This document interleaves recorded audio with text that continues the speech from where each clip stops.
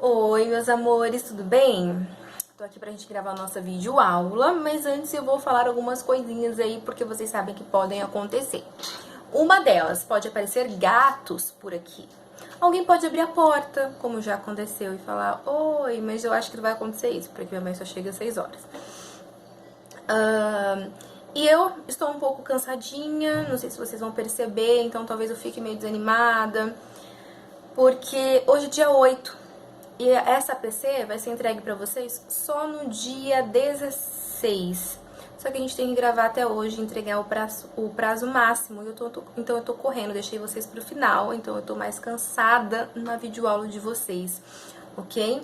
Mas o que que... Ah, e outra coisa, ó, meu óculos tá torto, vocês estão vendo ou não? Ai, gente, derrubei o óculos no chão, pisei em cima, vou ter que trocar a lente, tá tudo riscado aqui do lado. Mas enfim... Nessa aula de hoje vai ser uma aula longa, já estou avisando, assim como eu avisei para as outras salas. Vocês, é óbvio que vão ter que assistir até o fim, tá? Tem nessa sala aqui, viu? Da Guerra Fria, tem um vídeo, a primeira parte tem 50 visualizações quase, a outra tem 20. Gente, vocês têm que assistir as duas partes do vídeo, tá? Importante?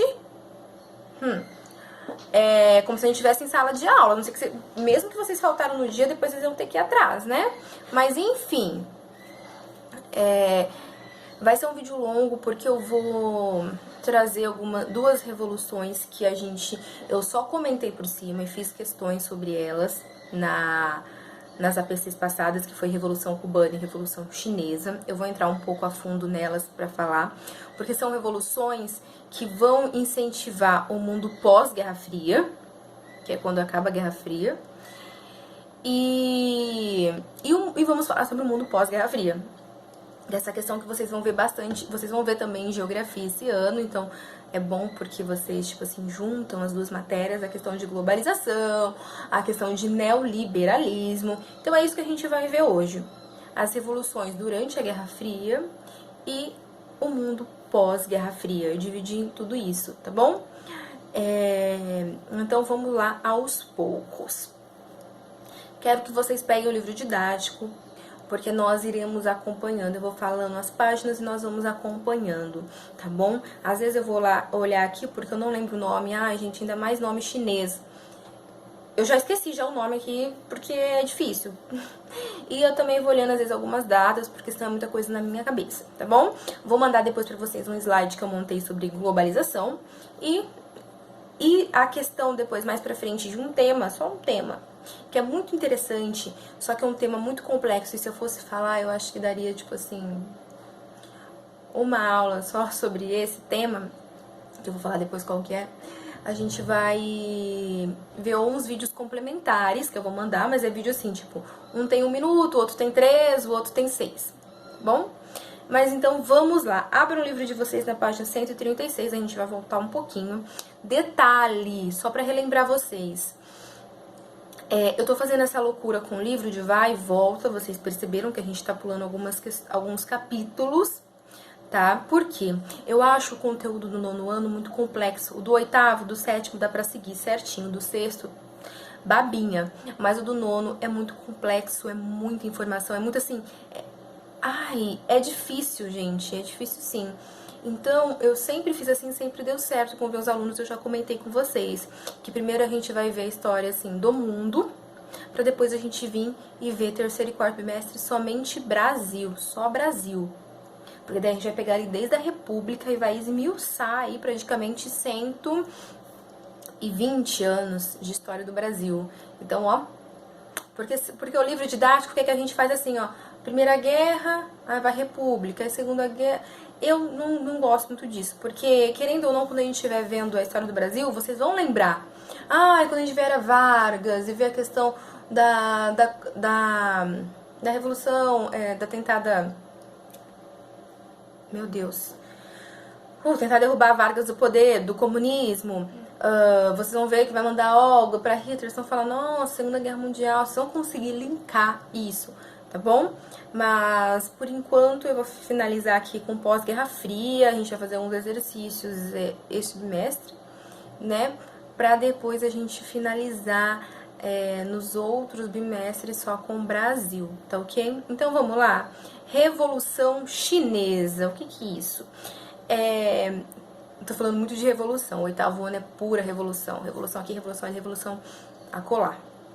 Mas a gente tem que entender que o termo revolução ele é diferente de rebelião ou revoltas, tá? A revolução, ele tende a ser um movimento que acaba com as estruturas de um determinado país. Então, por exemplo, tanto na Revolução Chinesa quanto na Revolução Cubana, vocês vão ver que o governo, o tipo de governo que eles tinham, então lá na China era o imperialismo, era a dinastia, lá na Cuba tinha um ditador, eles vão acabar com esses governos, vão instaurar um outro governo e vão realizar mudanças estruturais, seja pegar as terras e dividir para a população, seja expulsar pessoas que eram contra do próprio país, enfim, eles vão fazer uma completa mudança, ok? Por isso, revolução, tá? É uma transformação nas estruturas, uma transformação muito profunda, que não é só uma rebelião que vocês estão mostrando que estão insatisfeitos, não é mais que isso, porque além de estar mostrando que estão insatisfeitos, estão realizando mudanças, tá bom? Na sociedade. Então lá, a Revolução Chinesa.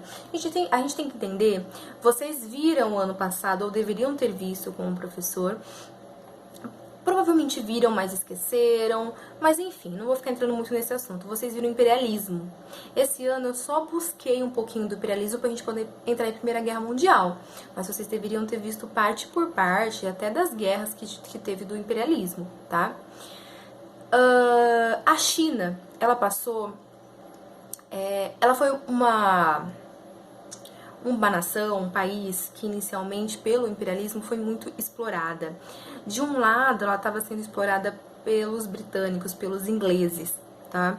Inclusive tem uma guerra muito famosa, que é a Guerra do Ópio, que vai ser, por exemplo, a questão dos ingleses tentarem drogar os chineses para poder controlar mesmo ali o comércio, a economia chinesa, tá? Então, assim, a China, ela tinha um imperador, mas o imperador ele baixava a cabeça para essas questões. Por exemplo, no caso do imperialismo europeu e inglês na China, ele aceitava pacificamente.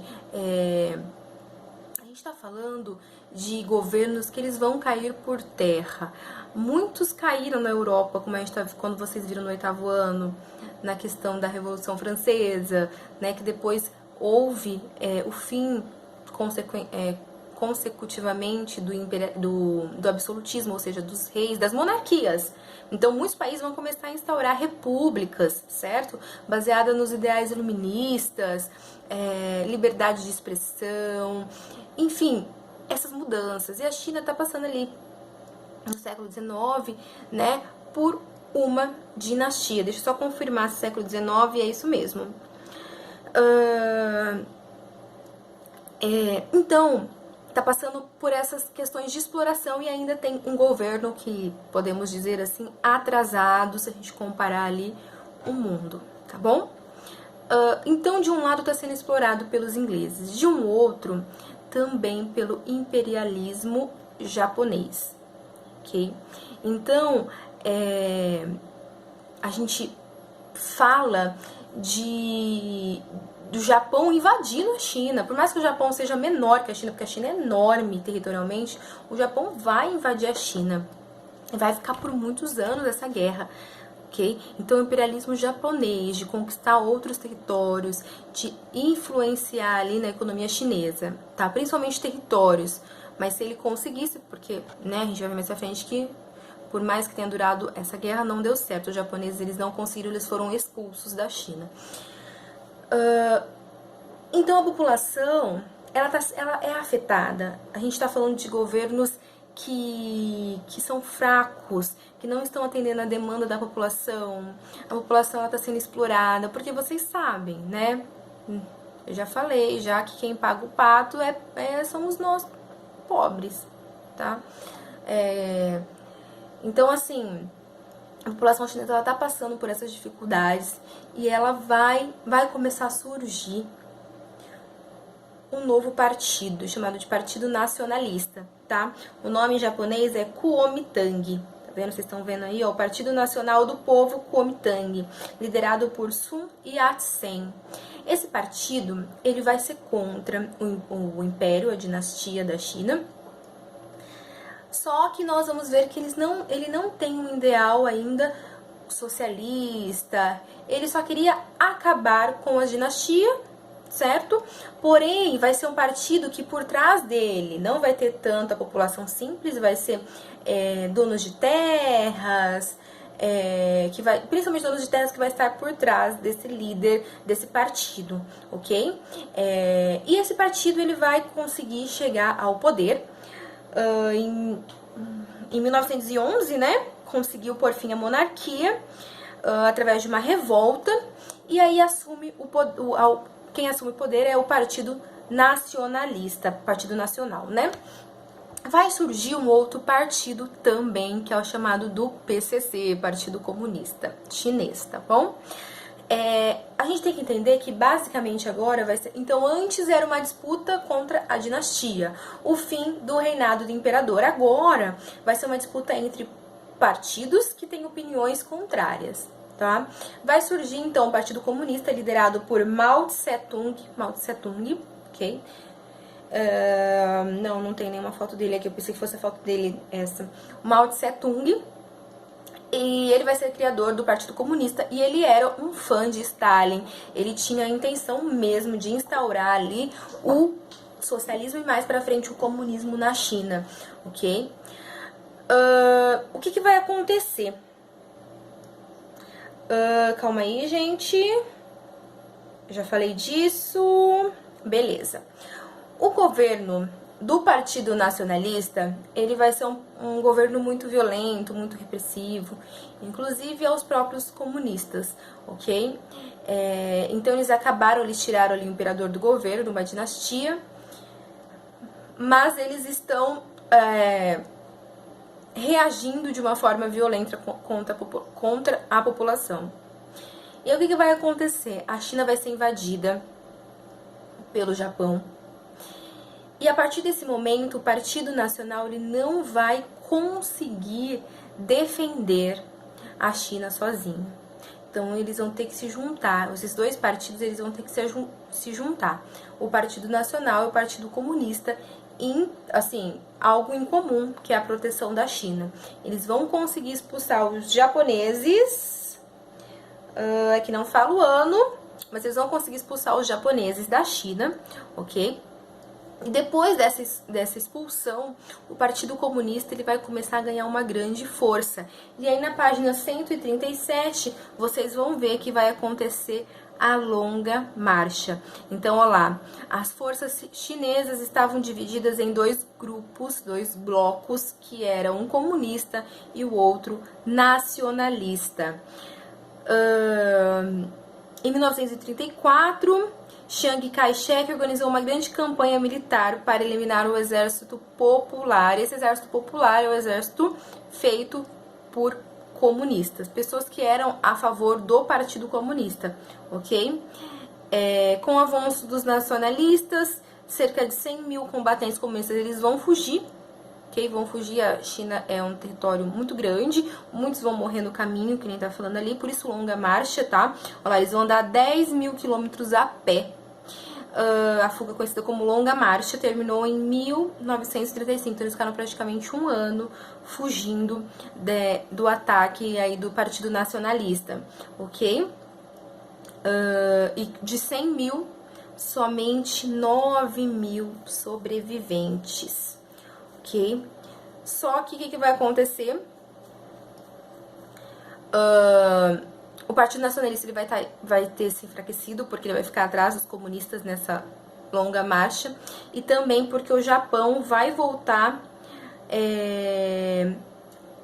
a atacar, vai entrar por um... Aqui não tá falando, mas eu tenho certeza que ele entra por um... Tem um nome da guerra, gente, aqui não tá. Bom, as tropas nacionalistas não conseguiram vencê-los, pois também tiveram que enfrentar os japoneses. Ah, tá aqui, ó. Que haviam invadido a Manchúria. Eu sabia que tinha alguma coisa assim. Então, eles estavam atrás dos comunistas, os japoneses voltaram, invadiram a Manchúria, e aí o Partido Nacionalista não deu conta de ficar assim, lutando desse lado e desse outro lado, lutando civilmente dentro do seu próprio país contra um outro partido e lutando externamente contra o Japão, ok? Vamos virar a página. E aí, no final em outubro de 1949, o Mao Tse Tung, ele vai proclamar a República Popular da China. Então, agora, a China, ela se torna comunista, tá? E, assim, que nem eu falei pra vocês, os Estados Unidos e a União Soviética, eles estão assistindo ali de fora, né? E assim, os Estados Unidos, ele não vai gostar muito dessa situação, porque a gente tá falando de Guerra Fria, então a gente tá falando de um período, de um momento onde a União Soviética, ela teve mais um seguidor, enquanto os Estados Unidos, ele perdeu um seguidor, ok? É isso, a gente vai voltar a falar dela mais pra frente, porque a gente vai falar da China hoje em dia, porque muitas pessoas colocam a China como comunista, mas a gente vai ver que, na verdade, ela teve muitas reformas e é algo que os historiadores criaram como único. O socialismo chinês, ele é único, porque ele é diferente de tudo, linkado com ideais socialistas e ideais capitalistas, ok? Mas aqui a gente para. Agora nós vamos ir na Revolução Cubana, tá bom? A Revolução Cubana talvez seja mais fácil, até pra mim, por causa dessa questão de nomes chineses e dinastia, que é algo que não tá tão presente no nosso dia a dia. Vou beber água rapidinho, tá?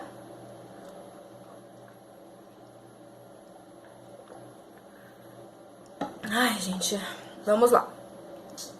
Eu acho que eu posso até mandar pra vocês também. Eu fiz um slide aqui com os mapas da ilha, bem bacana. A Revolução Cubana, ela foi uma revolução, inicialmente, prestem bem atenção, ela não tinha ideais socialistas. Como assim, professor? Você falou que a Revolução Cubana era socialista? Não, inicialmente não, só depois. Depois que o Fidel Castro e o Raul Castro encontrarem o Che Guevara. O Che Guevara, sim, tem inclinações socialistas, tá? A Revolução Cubana, então, ela vai ser uma revolução que vai buscar acabar com a ditadura de Fulgêncio Batista e, principalmente, tudo o que o governo dele representava, que era os Estados Unidos por trás. Lembra que eu falei da Revolução Chinesa, que vai criar um ódio, né, um anti-ocidental? Então, aqui vai criar um anti-americanismo. Por quê, professora? A Cuba, inicialmente, ela era uma colônia espanhola. Quando a gente fala lá do momento da colonização, da metrópole, ela era uma colônia espanhola. Quando ela vai lutar pela independência, os Estados Unidos a ajudam. Opa, vamos todo mundo lutar pela independência, uhul! Não, já que eu lembrei do negócio aqui. Vamos lutar pela independência, que tem a ver com história, tá? Do terrorismo, mas eu não vou dar spoiler pra vocês. Só que quando a Cuba consegue a independência, ela cai nas mãos dos Estados Unidos. Os Estados Unidos não deixam a Cuba independente. Assim, vocês falam, mas ela deve ser independente, deve ficar influenciando. Não. Os Estados Unidos vai criar, inclusive, uma emenda, tá? Chamada Emenda Platt, que vai autorizar os Estados Unidos a interferir em Cuba quando ele quisesse. Tipo assim, agora eu não gostei disso, quero interferir em Cuba. Eu posso. Eu sou presidenta dos Estados Unidos. Eu posso. Então, Cuba vai sair das mãos dos espanhóis para cair na mão dos Estados Unidos. Por isso que muitas pessoas falam que Cuba, vocês vão ver no mapa, tem até o pedacinho dos Estados Unidos, ele é chamado de o quintal dos Estados Unidos. Os Estados Unidos, ele vai possuir territórios, ele vai poder comandar Cuba, ele vai construir cassinos. Cuba é muito conhecida pelos cassinos, tá? Então, assim, Cuba não está independente. E ela quer ficar independente. As pessoas, elas estão insatisfeitas. Lembra quando a gente fala de revolução, a gente fala de povo, a gente fala de ideias. É o que eu falei pro 8º ano, que a gente tava vendo no Iluminismo. Ideias, que se vocês assistiram V de Vingança, ideias, elas não podem ser destruídas, elas não podem ser mortas. Você mata um homem um outro, um líder, mas a ideia, ela não morre, ela é difundida de pessoa para pessoa, ela passa tão rápido. E as pessoas, quando elas acreditam naquilo e elas desejam, elas são capazes de qualquer coisa, tá? Então, vocês vão ver que eles vão conseguir, aos poucos, eles vão conseguir tomar a ilha inteira de Cuba, os guerrilheiros, tá bom? Mas vamos lá. Beleza, então a Revolução Cubana vai ser isso aí. O que vai acontecer? Cuba, ela vive então numa ditadura e os irmãos Raul Castro e Fidel Castro, eles vão tentar dar uma iniciativa de golpe, só que vai falhar, não vai dar certo. Eles vão se reunir com algumas pessoas que eram contra o governo, que a maioria, tá? Era contra o governo de Fulgêncio Batista, e vão tentar dar esse golpe. Deixa eu ver se eu tenho aqui, se eu anotei o nome de como era o golpe. Não tá aqui. Mas eles tinham um nome conhecido, tal dia era conhecido, aqui ó, Moncada, quartel de Moncada. Eles lançaram-se no ataque suicida contra o quartel de Moncada, tá? Só que eles não vão sair vitoriosos, tá? Eles vão ser presos e vão ser mandados para uma prisão fora de Cuba, ok? Onde eles vão encontrar o Che Guevara, o conhecido aí Che Guevara, que você já deve ter ouvido falar, ou já deve ter visto uma camisetinha dele, né? Parece que é de lei. Entrou pra faculdade de humanas, comprou uma camisetinha do Che Guevara. Ai, gente, tô brincando. Mas enfim, ele vai pro México, uma prisão no México, certo? E ele só vai sair 2 anos depois, o Fidel Castro. E é nesse momento, nessa prisão, que ele vai vai ter contato com o Che Guevara, tá? O Che Guevara é um argentino, ele tinha ideais da Revolução Socialista, ele queria implantar o socialismo e depois, mais pra frente, o comunismo nos países da América Latina, tá ok? Inclusive, ele estava até preso por questões de rebeliões, de revoltas, porque ele estava por trás. Nesse momento, vai crescer uma grande amizade entre os três, principalmente Fidel e o Che. E eles vão entrar num acordo de que quando eles saíssem, eles iriam tentar derrubar novamente o governo ditatorial aí de Fulgêncio Batista. E é o que vai acontecer. Assim que eles saírem, eles vão se juntar com um grupo de revolucionários, guerrilheiros, tá? Preste atenção, essa tática de guerra, que é a guerrilha, foi usada também no Vietnã, inclusive o Vietnã saiu até vencedor, né? Por causa da tática de guerrilha, que é uma tática onde eles usam guerrilheiros, eles usam muito o ambiente, o chão, o ambiente onde vocês estão convivendo, de tal país, por exemplo, de Cuba. Então, se tem pedras, eles vão se esconder, se tem muita árvore, eles vão ficar em cima das árvores. Então, eles usam muito o ambiente que eles estão envolvidos. Não são soldados. Tática de guerrilha são pessoas simples, tá? Camponeses, então eles não têm experiência, porém eles pegam em armas, então é algo assim que vai aos poucos, tática de guerrilha. Você não vai, tipo assim, como fala? Um exército contra o outro não. Os guerrilheiros vão ficando escondidos, eles vão atacando ali, vão atacando aqui, certo? Então a tática de guerrilha. Então eles vão se juntar e eles vão enfrentar o regime ditatorial de Fulgêncio Batista. Eles vão começar desde o comecinho da ilha, eles vão conquistar cidade por cidade, uma de cada vez. Por isso eu tô falando, é algo lento, uma tática de guerrilha. Quando eles chegarem na penúltima cidade antes da capital, que é a Havana, eles vão chegar em Santa Clara e aí eles já vão estar assim comemorando a vitória, porque eles conquistaram praticamente Cuba inteira e só faltava a capital, ok? Vamos ver se alguma coisa. Tá.